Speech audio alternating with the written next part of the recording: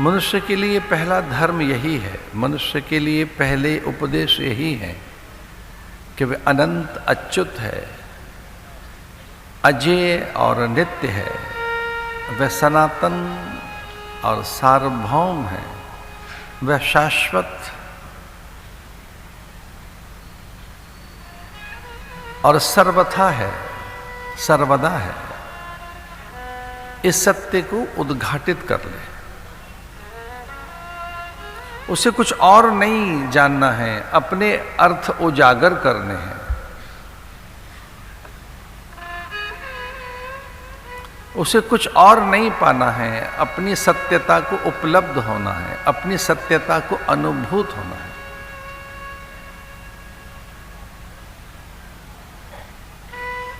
उसे कुछ और नहीं चाहिए, उसे स्वयं को उपलब्ध होना है। आत्मोपलब्धि, आत्मोपलब्धि के बाद, आत्म साक्षात्कार के बाद जब उसका अनुभव ब्रह्म बन जाए, ब्रह्ममय है वह, ये बन जाए, उसकी वृत्ति ब्रह्माकार हो जाए अथवा भगवदाकार हो जाए, यही उसके लिए उपदेश है। उसे कुछ और नहीं प्राप्त करना है, भगवत प्राप्ति ही उसका मुख्य उद्देश्य है। इसलिए भगवत प्राप्ति, ईश्वरोपलब्ध होना, भगवदोपलब्ध होना उसका पहला धर्म है। और इसी को पुरुषार्थ कहते हैं। पुरुषार्थ का अर्थ पदार्थ अर्जित करना नहीं है। पुरुषार्थ की परिभाषा प्रकृति को प्राप्त करना नहीं है, पदार्थों को प्राप्त करना नहीं है। पुरुषार्थ का अर्थ है परमात्मा को उपलब्ध करना, ईश्वरोपलब्ध होना।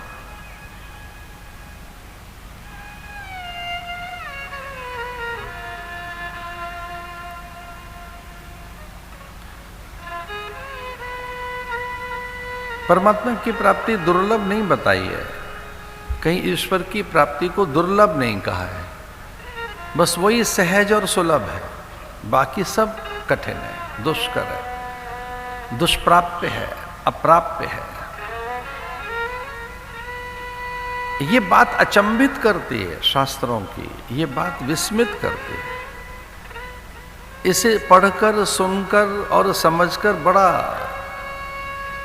विस्मय होता है, कुतूहल होता है कि संसार को पाना ही बहुत कठिन है, ईश्वर को पाना सरल है। क्योंकि संसार है प्रपंच, और प्रपंच का कोई अंत नहीं है। प्रपंच एक जैसा नहीं है। जिसे आप पाना चाहते हैं वो कुछ पल भर में बदल जाता है। जैसे कि आप किसी नदिया में डुबकी लगाएं, तो जहां आप डुबकी लगा रहे हैं, जिस जल में डुबकी लगाते लगाते, डुबकी लगाकर निकलते निकलते जल तो बह गया, वो जल पता नहीं कब सरक गया सागर की ओर। आपकी दूसरी, तीसरी, चौथी डुबकी में भी वो जल आपके पास नहीं होता, बहता रहता है। जिसे आप पाना चाहते हैं वो बहुत कठिन है। जिस सुख के आशय में आप आशान्वित हैं, जिसे आपने बड़ा माना है, जिसमें आपने बड़े मूल्य स्थापित किए हैं, महिमा, जिस जगत को आप महिमान्वित मानकर, मूल्यवान मानकर, बहुत बड़ा मानकर, दुर्लभ मानकर, जिसको पाने के लिए पीछे दौड़ रहे हैं, वो जगत प्रपंच है, वो एक रस नहीं है, एक जैसा नहीं है, उसमें सुख स्थिर नहीं है। उसमें संपन्नता वैसी नहीं है जैसी हमने मान रखी है। हमने कुछ अधिक मान लिया है उसे, अधिक मूल्यवान, अधिक महिमान्वित। उसकी बड़ी महिमा हमने गढ़ दी है अपने भीतर। वो इतनी मूल्य का नहीं है, वो इतना महान, इतना सुंदर, इतना श्रेष्ठ, इतना दिव्य, इतना सुंदर। उसे पा लेने के बाद कोई बहुत संपन्नता आएगी, ये कहना कठिन है। सारे पदार्थों को पा लेने के बाद प्रसन्नता आएगी, ये कहना कठिन है, क्योंकि प्रसन्नता पदार्थ सापेक्ष नहीं है, चिंतन सापेक्ष है, विचार सापेक्ष है, ज्ञान सापेक्ष है। प्रसन्नता की जननी ज्ञान है, आनंद की जननी ज्ञान है। आनंद की जननी वस्तु में नहीं है। प्रसन्नता पदार्थों से प्राप्त नहीं होगी। जगत बहुत कठिन है, दुर्लभ है, इसे पा लेना बहुत दुर्लभ है। यहां के सम्मान को बनाए रखना, यहां की सारी वस्तुओं के साथ संतुलन बना के रखना, यहां के सारे संबंधियों के साथ अनुकूलताएं बना के रखना कि कोई संबंधी प्रतिकूल न हो जाए, कोई वस्तु छिन न जाए। यहां के सारे आकर्षण ज्यों के त्यों रखना बहुत कठिन है। एक फूल के आकर्षण को कितना देर तक रखें, फूल को संभाल कर। उसके लिए अनुकूल वातावरण रखने पर भी वो कुम्हला जाएगा, मुरझा जाएगा, उसकी सौरभ्यता, सौरस्यता चली जाएगी, उसके मकरंद में, गंध में, सुगंध में, उसके भीतर छुपे मधु मधुरता में, सुकोमलता में ह्रास होगा। शनि शनि शनि शनि शनि धीरे धीरे धीरे उसमें ह्रास होगा।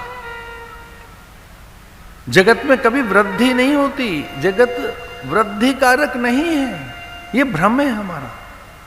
जगत तो ह्रास की ओर है, जगत में ह्रास है, वृद्धि नहीं है। आप में ह्रास हो रहा है, आपके शरीर में, जगत में, ये ह्रास की ओर है।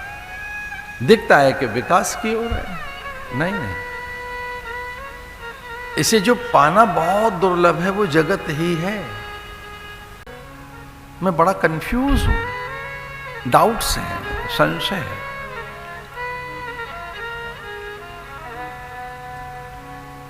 राम कथा सुंदर करतारी, संशय विहग उड़ाव निहारी।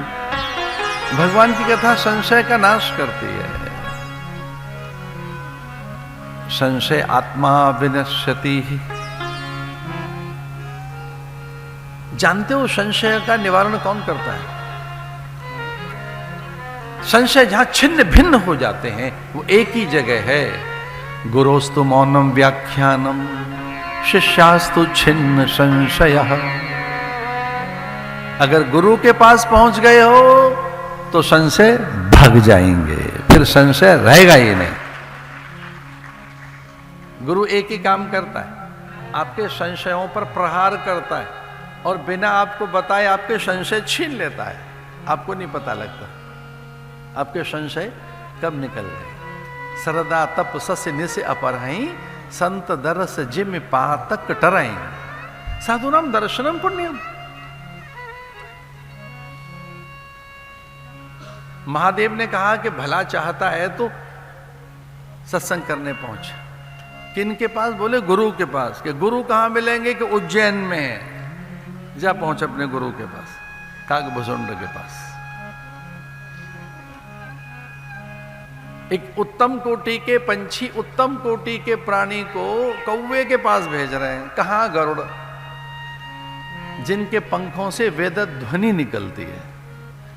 वेद ध्वनि जब वो चलते हैं तो वो जो उनके पंख हैं, स्विंग, जब वो ऐसे झूलते हैं तो उनसे ऋचाएं गुंजरित होती हैं श्रुतियां उनसे गुंजरित होती हैं, श्रुतियां, ऋचाएं, वेद मंत्र, लेकिन वो शंकित है, भ्रमित है, बड़ा संशय है। गुरोस्तु मौनम व्याख्यानम शिष्यास्तु छिन्न संशयः। यहां एक और बात कही गई है कि गुरु बोले या न बोले, बस पहुंचो उसके पास, उसके मौन से भी आपका कल्याण हो जाएगा, उसके मौन मात्र से। मौनम गुरोस्तु मौनम, मौन भी इतना प्रभावशाली होता है क्योंकि वो अपने चरित्र से, आचरण से उपदेशित करता है। पर उपदेश कुशल बहु तेरे, जे आचरई ते नर न घनेरे। गुरुजन महत्पुरुष तो अपने आचरण से उपदेश देते हैं, बोलकर तो सामान्य जन देते हैं, सुनाया तो उन्हें जाता है जो अज्ञानी हैं, अविवेकी हैं। सच मानिए, श्रद्धावान व्यक्ति को तो संकेत मात्र पर्याप्त है। और पहुंचे उज्जैन से, अयोध्या से उज्जैन पहुंचे गरुड़ जी, महादेव का आदेश मिला, पहुंचो, आपके संशय वहां मिट जाएंगे।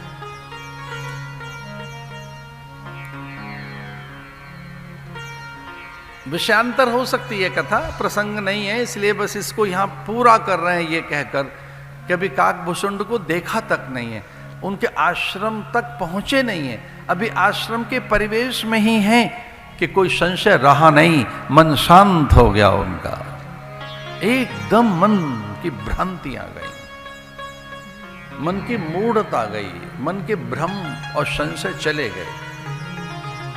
तो बुद्धिमान किसे कहेंगे भाई? जो मन की मूढ़ता, मन के संशय, मन के भ्रम, मन के भय, मन के दुराग्रह, मन के अज्ञान को मिटाने की तत्परता रखता है, व्याकुलता रखता है। अपने अज्ञान को मिटाइए।